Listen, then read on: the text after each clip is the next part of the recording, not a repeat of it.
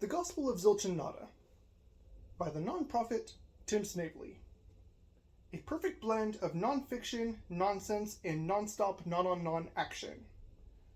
It's rated M for being massively nihilistic. Content rated by nobody. Noel, I bring you good news, it says on the back. The great nobody in the sky cares about you. The whole non-pantheon is patiently awaiting for your personal arrival into the great nothingness that comes after. And whether you become a non-believer like the non-prophet, or remain a non-believer, the truth within this gospel is undeniable. These deities have nothing important to say to you. The Gospel of Zilch is a blasphemously crude religious parody that makes sense of everything with nothing by using the mathematical formulas provided by the theory of nothing. The anti-cult cult of dimensionalism, the go your own way, loosely followed by the Ziltrialites, will rock the world harder than God doing nothing on the seventh day.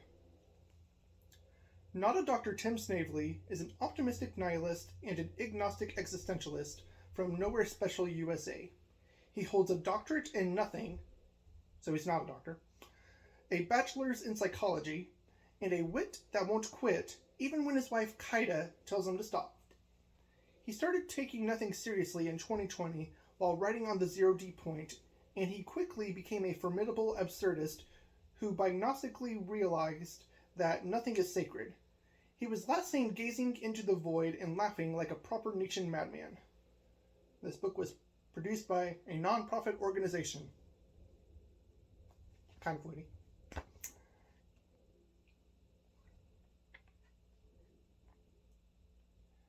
Table of contents. Alright. Chapter -1. The intro. You are about to read the infallible word of nothing. From the Alpha Zilch we came, and into the Omega nullification we will go into the great nothingness that comes after. We stand between these 2 points of nothingness, and that is where everything else that is not nothing takes place. This is a book of nonsense. It is absurdity and humor fitting for all and for none. A religious parody that will have the intended side effect of causing you to critically think and go your own way instead of the ways of charlatans who aren't as honest as I, the non-prophet. This book is based on my theory of everything and nothing, which I've named dimensionalism. The name choice is derived from the philosophical camps that were arguing whether time should be counted as a fourth physical dimension or not. The camp names were three-dimensionalism and four-dimensionalism, respectively. I unwittingly decided to make my own camp that not only adds time as a type of physical dimension, but incorporates mass, electromagnetism, and 2 types of non-physical dimensions that are required to explain everything. The reason I named my theory of nothing dimensionalism, and not nihilism 2.0, is because the physical and conceptual dimensions that build up reality can be said to be made up of an infinite quantity of 0D points being strung together. Nihilism, in and of itself, as a philosophy, has yet to see that the 0D point is nothing, so a new name for this subtype of existential nihilism is rightfully in order. I decided that I would make the Gospel of Zilch and remove about 80% of the philosophical and mathematical bits I have in the background of my mind concerning dimensionalism. I hope to bring more laughter and critical thought to mankind, since that is what I'm good at. So do as I do, take nothing seriously, and laugh. This book will hold many bold and pompous claims of certainty, but I will also try to smack that certainty of just about everything right out of you. It may sound self-defeating, but Zilch approve of this methodology. You can trust nobody to be certain of anything. I am an ex-Christian nihilist. Zilch, and the other gods of nothingness and somethingness introduced in this book are works of fiction. But these gods are also demonstrably real when expressed in the form of 0I equals 0. You can view them as imaginary, 0I, or you can view them as real, just 0. I know nothing, and by the time you have finished this book, you will know less than when you started. You will surely pick up some important stuff along the way, but you will ultimately be wiser once you learn to stop saying that you know things when you really don't.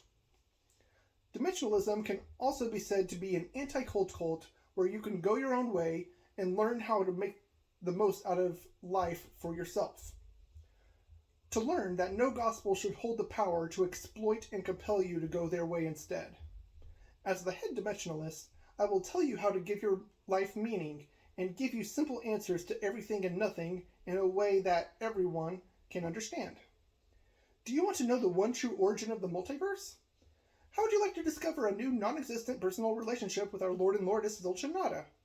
If you don't, that is totally fine, because you will have unknowingly followed the only genuine commandment given in this book, which will be given many times. You can go your own way. You must go your own way. I order it. You, points out the reader, do as I say and do whatever you say. Lastly, I should make it known that whenever I say the term anti-cult to describe dimensionalism, I think of the Church of the Flying Spaghetti Monster as if the Pastafarians were genuinely attempting to explain reality rather than be a satirical legal response to the idea of intelligent design. May his noodly appendages be al dente towards me in response to me claiming his existence as satire. Ramen. I view dimensionalism as Pastafarianism 2.0, and I hope you can enjoy it as such too. You by no means have to take my interpretation of nothing seriously in order to enjoy this holy moly text, but you can if you wish. I hope you have as much fun reading or listening to this artistic rendering of the null hypothesis as I enjoyed writing it. Now what? Oh, right! Shh! Everybody quiet! Zilch and Nada are coming.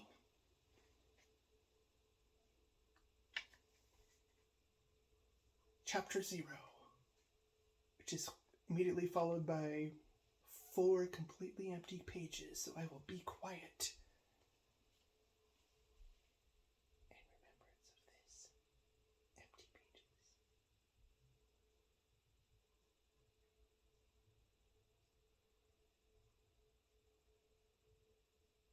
Okay, that's good enough. Chapter 0. Nothing. Yo, what the tarnation is that? Zilch spoke from the land of nowhere and jumped back, clearly surprised at the sudden stimuli of words filling the empty page. Nada spoke shortly thereafter. Zilch, those are words. You and I made them, remember? We spoke everything into existence. Zilch clarified why he was surprised. Yes, I remember. I meant, what are the words doing here, in nowhere, in the space before our gospel even starts? Those words aren't supposed to be here. They're supposed to be anywhere else. Nada gave Zilch a comforting hug in their non-existent state and said unto him, It's okay, Zilchy. The poor words aren't going to hurt you. Zilch approached his holy book once again and said, Wait a second. He examined the contents and flipped a few pages before relaying his findings to Nada. Nada, there are more words written about us here. Zilch, damn it! Thunder and lightning come out of nowhere, willed by Zilch with the full intention to strike the false prophet who dares taint their perfect non-being with words of somethingness. Who dares disturb the great nothingness that comes before and after? Nothing lasts forever. I, Zilch, am eternal. Nada began examining the later contents of the book and grew a suave and endearing smile. I mean, it makes you look pretty smart, Zilch. And it says, I am beautiful beyond comprehension. Would you like to disagree with those words? Zilch put away his lightning bolts and replaced them with sunshine and rainbows. Of course not, my beautiful Knot. Zilch began to question the nature of his current predicament. Wait, where are these lightning bolts and rainbows come from? Shoot, we might not be in nowhere like we thought. We might be in one of the other realms of nowhere, like the middle of nowhere, bumfuck nowhere, the perfect vacuum, or the void. Not a thought for a second. Well, do you think we could be in the imaginary nowhere? Zilch answered, well, that would make sense. Nothing is supposed to be here, and she is clearly not here either. The poor kid. I wonder how she's doing. Nada shifted her gaze off the page and into the eyes of the reader. Zilch, look! Beyond the pages that hold these words. Is that a null?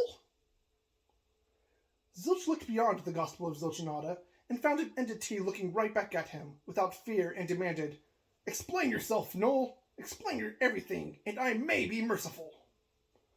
The poor unassuming reader intrepidly replies back to Zilch, "Well, you are in a book, Zilch. You and Nada are at the beginning of a book that I just started reading. I think you two are supposed to be like God or something. I don't know.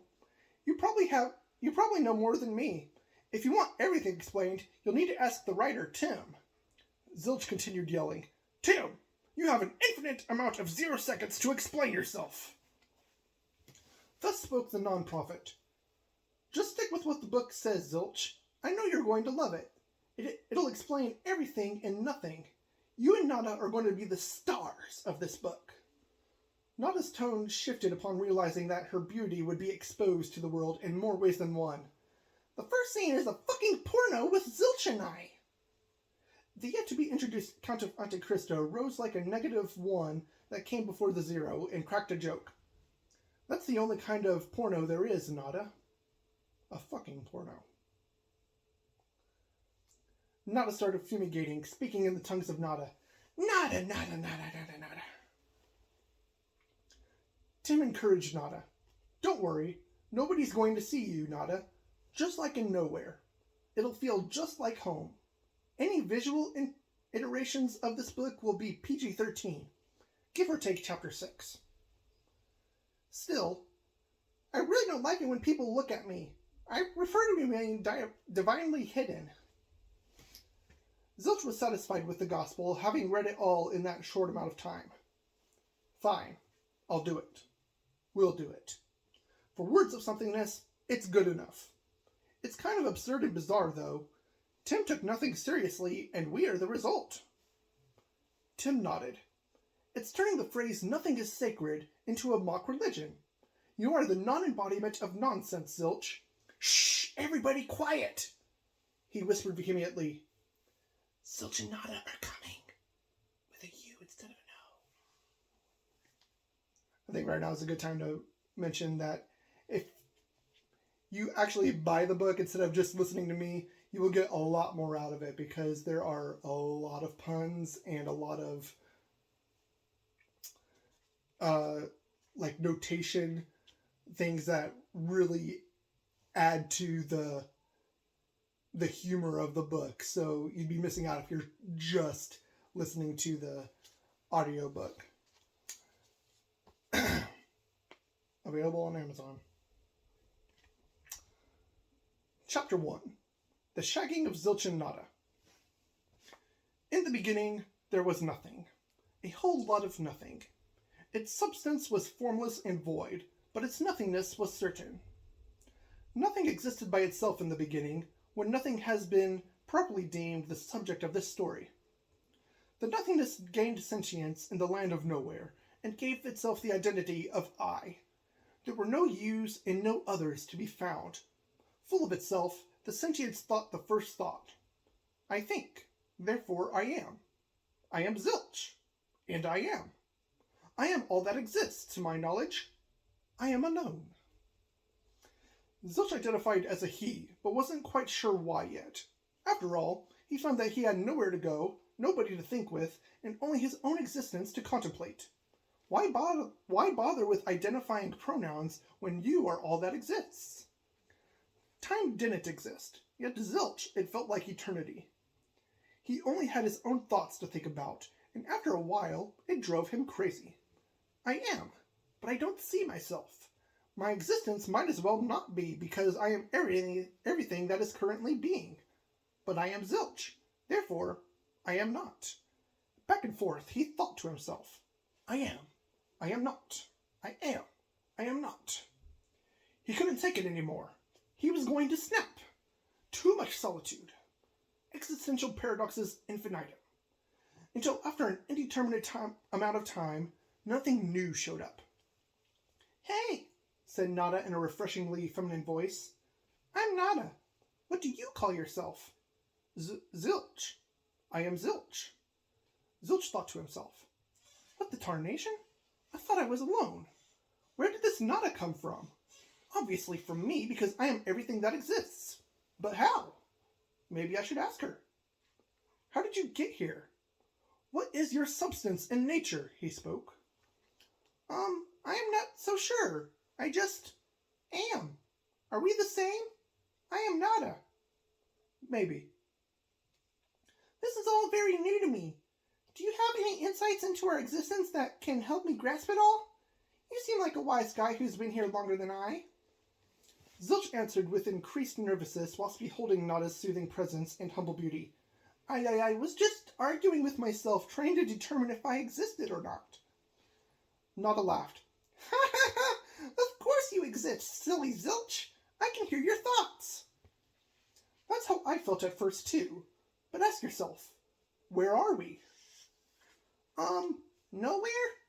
Nowhere special, anyways. Zilch concurred. Exactly. And if we are nowhere, where is somewhere else?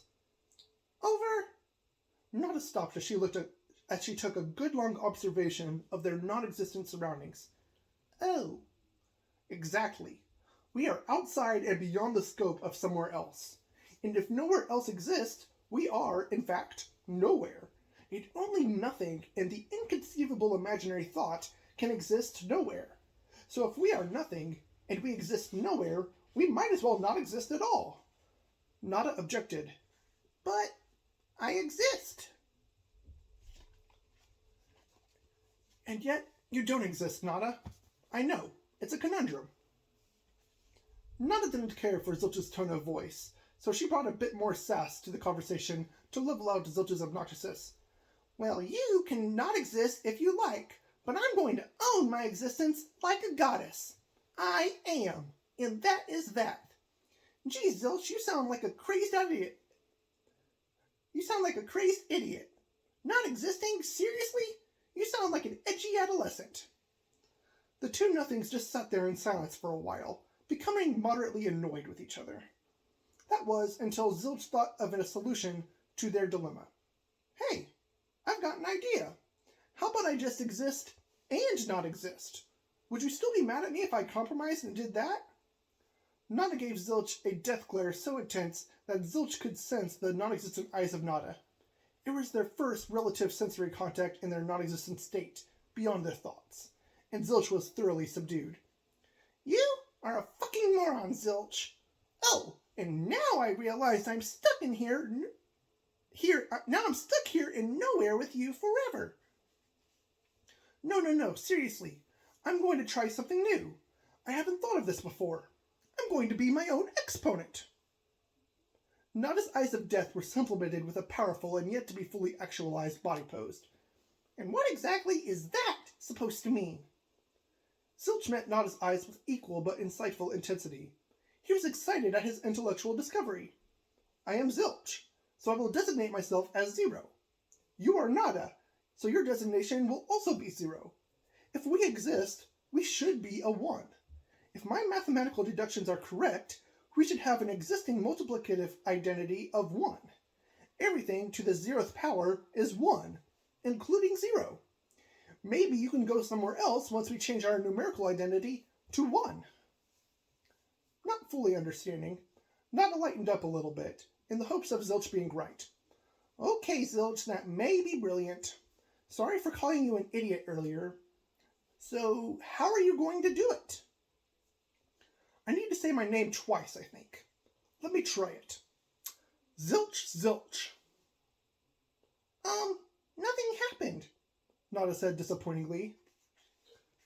Zilch thought for a second, trying to deduce where he went wrong. Ah, I see the problem. That was just me saying 0, 0. Of course nothing was going to happen. This time, I'm going to say my name louder the second time in order to express 0 to the 0th power. Are you ready for this? Nada said, as ready as I'll ever be. Zilch! And just like that, Zilch transformed. He took up space and could finally see somewhere else. The setting looked like an infinite white room with nothingness visible and distinct from his own location. He fully entered a plane of dual existence, and it was good. Damn, I look good. Nada, are you seeing this? I have muscles, organs that help me sense my surroundings, and I even have this protruding sex organ called a penis. I guess I am a he after all. Still invisible to Zilch, Nada remarked, you aren't that much to look at. It's better than a complete absence of stimuli, though, I'll give you that. Zilch rolled his eyes at the backhanded compliment. A few moments of silence pierced the empty space before the first experience of awkwardness was sensed by the lone deity. He called out into the nothingness. So, are you going to do it too? Nothing made fun of the situation. Nah, I'm good. I'm going to have a blast watching your immortal bits just dangle there and watch you make a fool of yourself. Seriously? I want you to come here to experience these sensations with me. I really think it'll help me cope with those relativistic eons I spent alone. I'll be here to talk to you. Don't you worry about that. I'm not going anywhere, Zilch. I just don't want you to start objectifying me for whatever form my body ends up being. Zilch tried to reassure Nada. I won't, I promise. You can unexist your spatial form at any time by saying your name once. Watch. Zilch. There was pure, unadulterated, and wholesome nothingness for only a moment. Zilch, Zilch! See? Now you try. Fine, but don't gawk at me. I'm not even visible yet, and I already wish I was invisible. Nada, nada! Zilch couldn't help but gawk. Wow, you are beautiful, Nada. I think I am in love. Really? Nada blushed. Aw, thank you. But I said no gawking. And by the way, where did you go? Oh. It then came to Zilch's attention the greatest of inconvenient truths. She was all alone. Zilch spoke through Nada. I think we are, in fact, the same entity, fractured in some way. In my non-existent state, however, I can see all of you, Nada. Your elegant hair, your precious breasts, even your... Nada swiftly gained control of her body again and said, I said no gawking, pervert! Zilch apologized. Sorry, I'm just seeing you now as you saw me earlier. I know everything about you. I guess me. I know everything about me when I am you. Nada blushed again in silence. Zilch spoke. You can be invisible again if you want to. We are the same, after all. Nada. Zilch thought about what to do next. He wanted there to be more than just one version of physically manifested nothingness at a time. He desired more than one deity to share these sensations with. He wanted to love himself, so he didn't have to feel alone.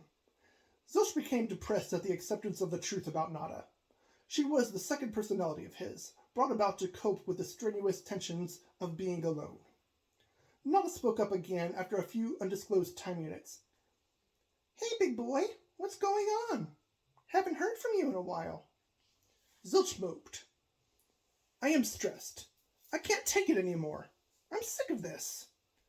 Nada tried to soothe him. You need to take a load off, Zilch. Relax. Just be content in your glorified non-existence. Live and let live. I hate hearing you like this. And as if brilliance struck Zilch with the stick of destiny, Zilch's eyes became illuminated with an idea. Nada, say your name. I think I know how to make us separate entities in our existent in sensory forms. Okay. Nada. Zilch! And just like that, Zilch and Nada became visible at the same time for the first time. But how, Zilch? I thought we were the same entity. We are, but I noticed that in order for our existent selves to manifest, we needed to place our own identity down twice.